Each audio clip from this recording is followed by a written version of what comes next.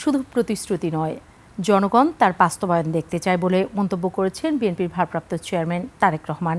তিনি বলেছেন, জনগণের মতের বিপক্ষে গিয়ে রাজনীতি করতে গেলে হিতে বিপরীত হতে পারে। সোহেল সামির রিপোর্ট।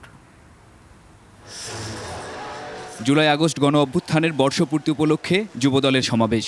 এতে জুলাই শহীদ পরিবার এবং বিএনপি চেয়ারপারসন বেগম খালেদা জিয়া ও তারেক রহমানকে দেয়া হয় সম্মাননা।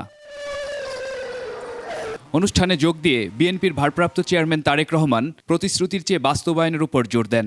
কর্মমুখী শিক্ষা কারিকুলাম প্রণয়ন এবং বাস্তবায়নের জন্য বিএনপির উদ্যোগে এরই ভিতরে একটি বিশেষজ্ঞ টিম কাজ করছেন, যার ভিতরে আমাদের দলের সাথে সরাসরি সম্পৃক্ত আছেন এরকম সদস্য আছেন, আবার দলের সাথে সম্পৃক্ত নন, কিন্তু এই বিষয়ে যাদের অভিজ্ঞতা আছে, এক্সপার্টিজ আছে, এরকম মানুষও সেই টিমের মধ্যে কাজ করছেন। যুবদলের নেতাকর্মীদের জনগণের পাশে থাকারও পরামর্শ দেন তিনি।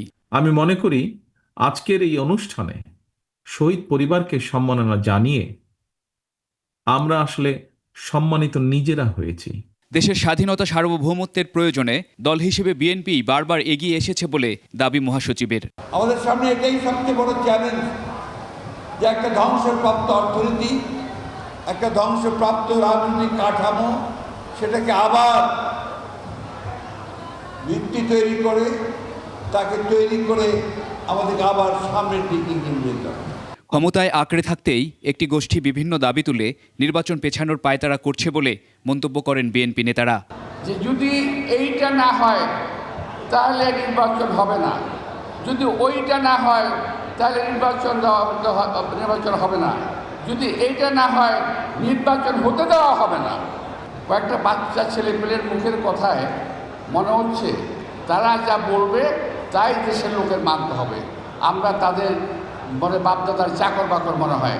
দেশের মানুষকে তারা মানুষ মনে করে না, দেশের নেতৃবৃন্দকে তারা নেতা মনে করেন না, মনে করেন তারা এই নেতা।